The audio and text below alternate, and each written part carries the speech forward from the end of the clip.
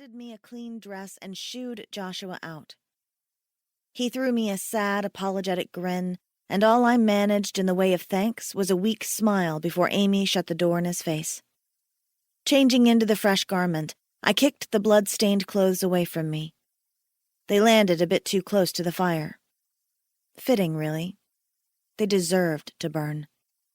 I sat on the bed and the wool-filled mattress sank as Amy plopped beside me, giving my arm a sisterly squeeze.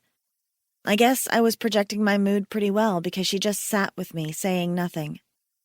I was grateful for her silence and even more for the fact that she wasn't Sigrun, thank goodness.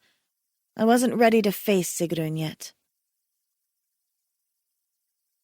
In my room, I sat unmoving on the fur-laden bed and glared at the red and yellow flames of the fire as it crackled merrily and tried its best to warm me.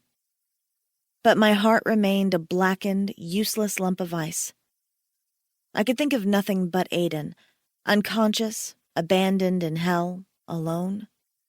The memories of everything we'd been through together burned like accusatory flames. We'd fulfilled the goddess Freya's demands. We'd found her precious necklace. But in the end, it had been for nothing. In the end, I'd still lost Aiden. A large part of me blamed Asgard for Aiden's predicament, along with everyone who had anything to do with the realm of Odin.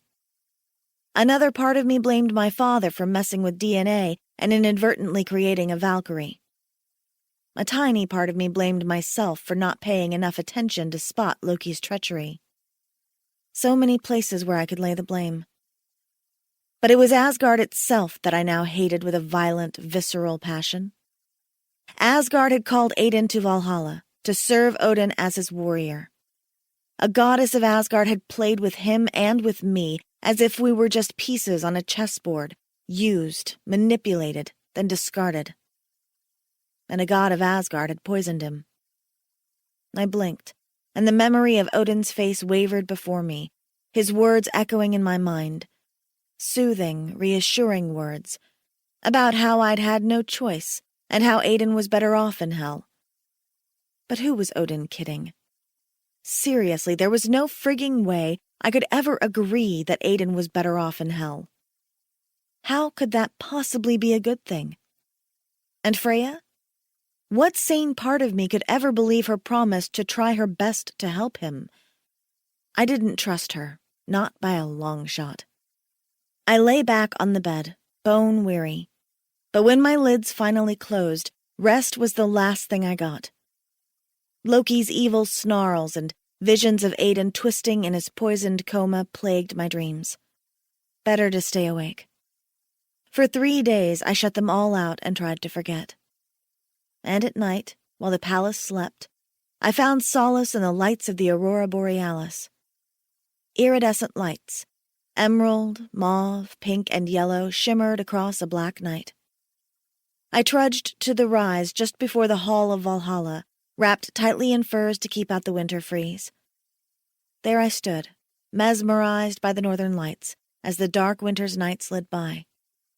In Asgard, they believed the lights marked the passage of the new warriors into their new life in service to Odin, risen from the dead to fight in the Great War. To die for a greater reason. The lights grounded me with the knowledge that the world turned. No matter my great and insurmountable grief, no matter Aiden's seemingly helpless situation, life went on. When the pale fingers of weak morning light began to steal away the brightness of the aurora, I hurried back to my room before I bumped into anyone and was forced to make small talk. But my solitude didn't last long. A knock on the door jolted me from my thoughts. Brynhilde? A soft, unfamiliar voice filtered through the thick wooden door. You are summoned. The All-Father awaits your presence. I closed my eyes a moment and pictured Aiden, lying asleep, waiting for me. Maybe my pity party had lasted long enough. During the last few days, I'd cried enough tears, then dried them all. Now I reached for the door and yanked it open, fast enough to startle the young Valkyrie in the hall. I'm ready, I said. Chapter 2.